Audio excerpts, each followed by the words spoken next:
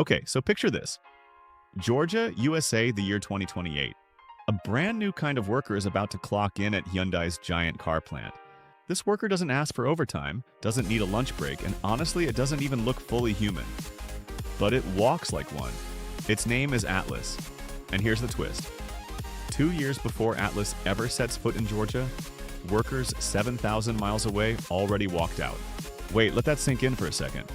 The robot hadn't shown up yet. It hadn't taken a single job, so why did they strike?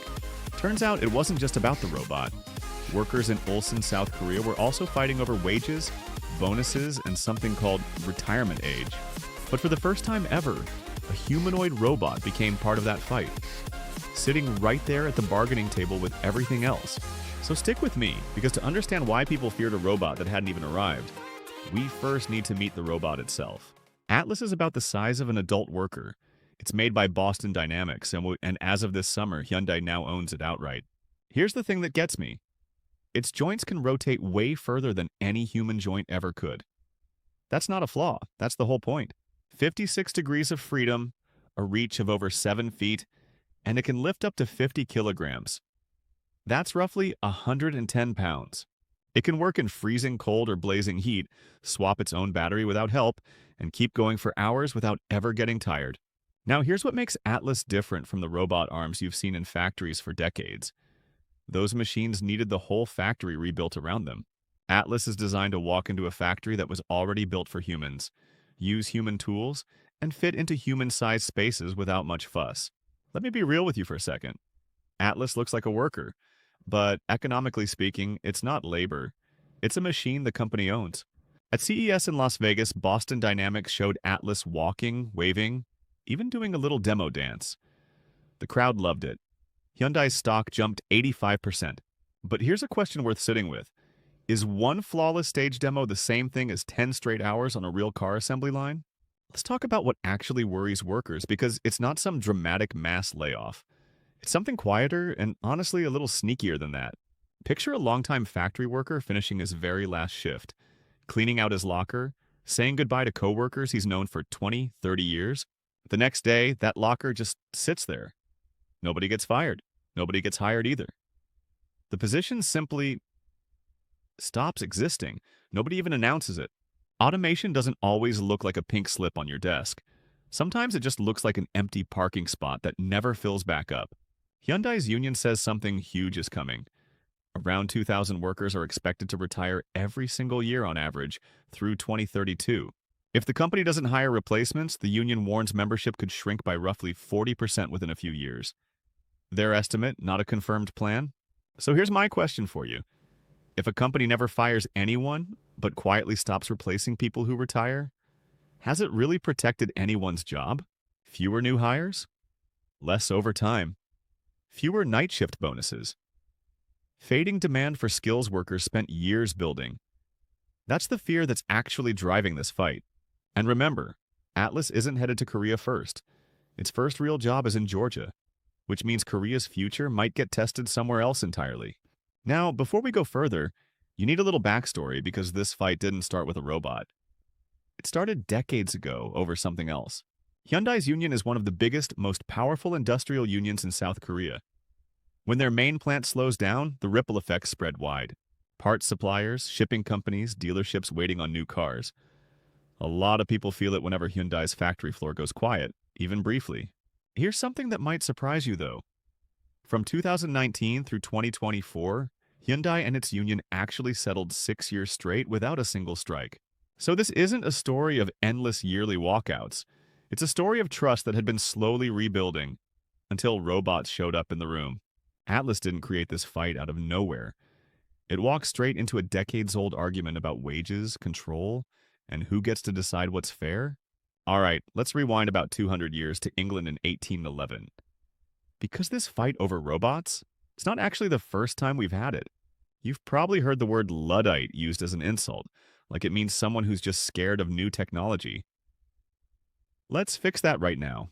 The original Luddites weren't confused farmers who didn't understand machines.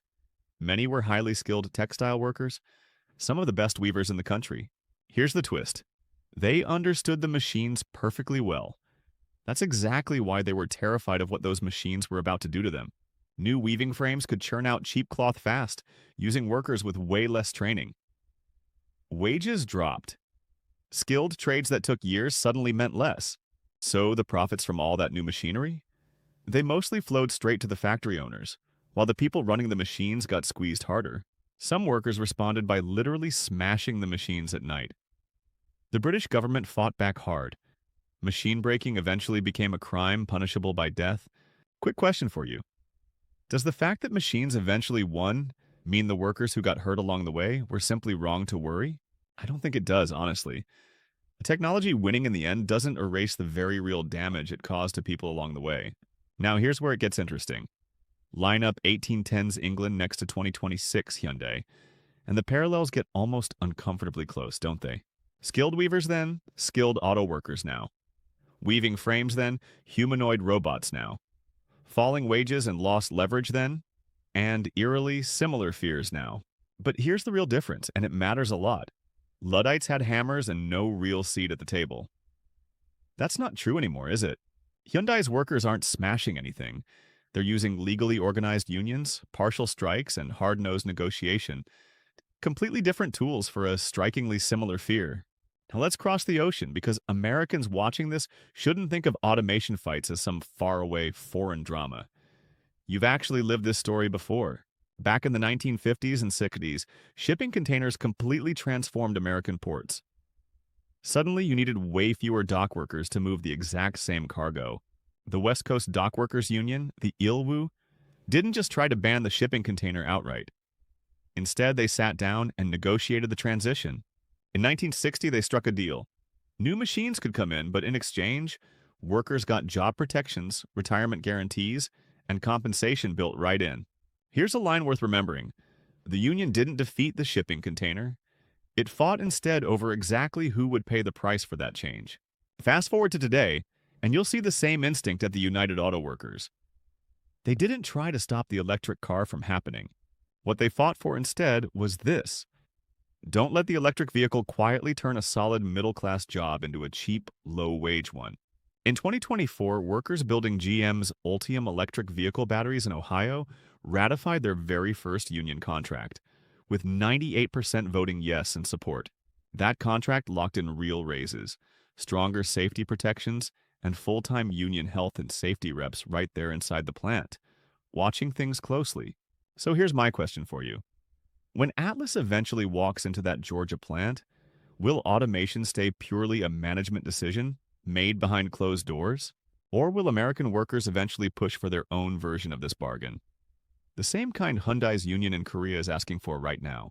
Because that Korean union isn't inventing something totally new here. They're just trying to get that seat at the table a little earlier than usual.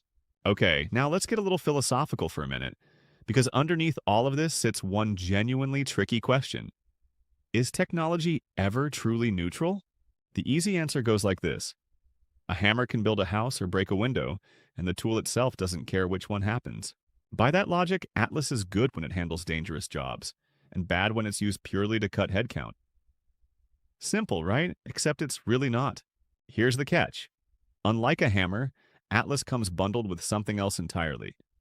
Work speed, constant data collection, and automated evaluation systems built right in. The exact same robot could reduce workplace injuries on one hand, or quietly reduce workers' bargaining power on the other. The machine barely changes at all. What actually changes are the rules built around it. Who controls the pace? Who sees the data? Who gets to hit the emergency stop button? Now here's a heavier question worth sitting with. Is Atlas labor or is it capital? Because honestly, it kind of looks like both at once. It walks like a worker. It uses its hands like a worker, but it never gets paid, never goes home to a family, never has any rights. Here's a line that stuck with me while researching this. The real contest was never simply worker versus robot. It's worker versus whoever owns the robot. A philosopher named Langdon Winner once argued that machines and factory systems can quietly bake in specific structures of power without anyone ever saying so out loud. That doesn't mean Atlas casts a vote in an election. It means design choices. Like who can shut it off, actually redistribute power on the floor. Picture this. A worker's face gets replaced on screen by pure numbers. Cycle time, idle time, error rate, productivity rank. Just numbers, no name attached. And that's the deeper fear here, honestly.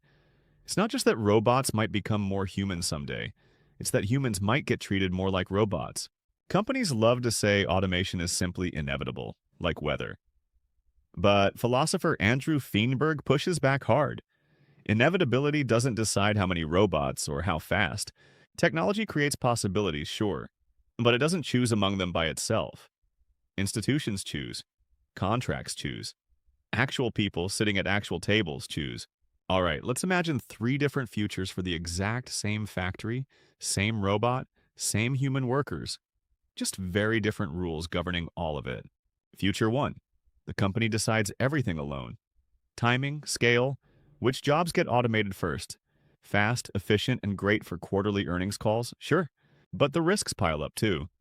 Unfilled retirements, shrinking overtime, heavier data surveillance, and honestly more picket lines popping up down the road. Future 2 flips it completely. The union gets a real veto over every new robot. Sounds protective, and honestly it genuinely can be for now. But here's the catch nobody likes to admit. A union might protect every job inside one factory and still somehow lose the very next factory entirely. Future 3 tries something trickier. Not banning the technology, but negotiating clear rules for exactly how and when it gets phased in over time. Think retraining guarantees, shared productivity bonuses, joint access to safety data, and a genuine emergency stop button that actual workers can reach and use. The OECD has actually studied this, and their finding is refreshingly simple. Outcomes depend less on the robot itself and way more on how it's introduced. So here's the real question worth asking yourself. What if automation's whole point wasn't just building more cars, but also buying back more human time? So picture 2 moments side by side. 1812, a Luddite worker raising a hammer.